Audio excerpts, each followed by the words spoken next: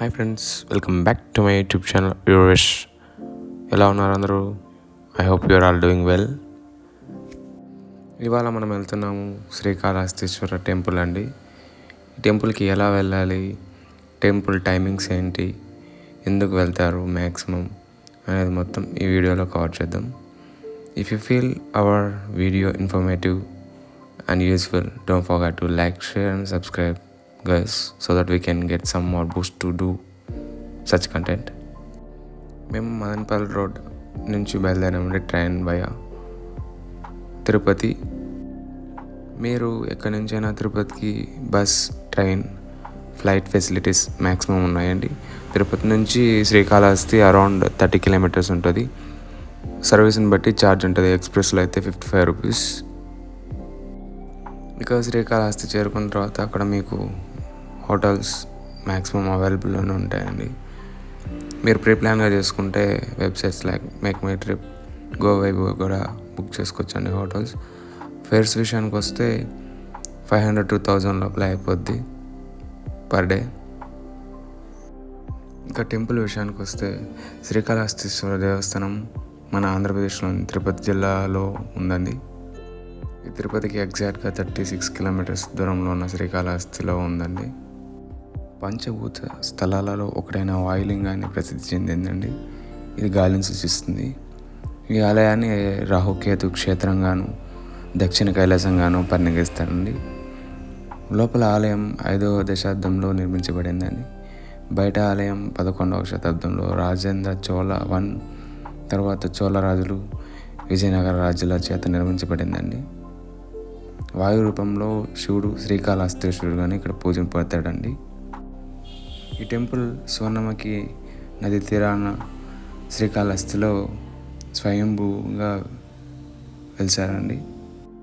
ఇక్కడ అమ్మవారు జ్ఞానప్రసూనాంబ అంబాత్రయాలలో ఒకరండి.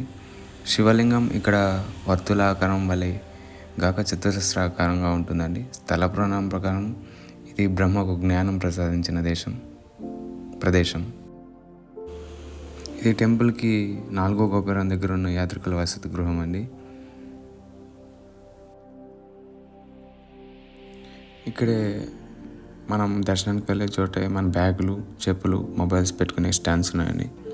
ఇంకా రూమ్స్ విషయానికి వస్తే నాన్ ఏసీ 450 నుండి స్టార్ట్ అవుతాయి, ఏసీ 1100 నుండి స్టార్ట్ అవుతాయి.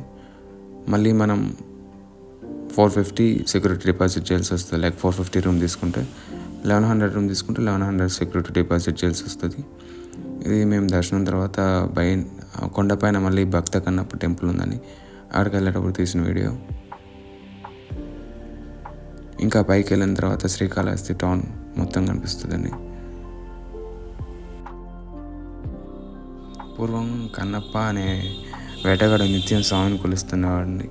అతని భక్తిని పరీక్షించడానికి స్వామి ఒకరోజు తన కంటి నుండి నెత్తురు కార్చినాడంటండి.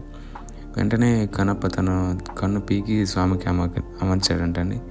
అప్పుడు స్వామి 2వ కంటి నుంచి కూడా నెత్తురు కారిస్తే భక్తుడైన కన్నప్ప సందేహించకుండా 2వ కన్ను కూడా పెరికి స్వామికి అమర్చాడంటే అండి. సో స్వామి ప్రత్యక్షమై అతనికి కరుణించి ముక్తిని ప్రసాదించాడండి. అతని టెంపులే ఇక్కడ కొండ మీద ఉంటుంది. చూస్తున్నారు కానీ ఇది శ్రీకాళహస్తి టౌన్.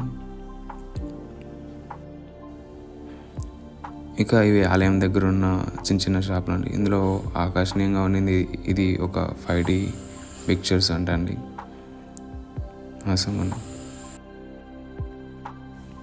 ఇక టెంపుల్కి ముందరే పార్కింగ్ కూడా ఉందండి. మ్యాక్సిమం మనం సీజన్స్లో వస్తే కొంచెం ఇబ్బంది అవ్వచ్చాం, కానీ మిగతా టైంలో మ్యాక్సిమం మనకు ఫ్రీగానే దర్శనం అయిపోతుంది. ఇక్కడ కనిపిస్తుంది కానీ ఇదే అండి స్వర్ణముఖి నది.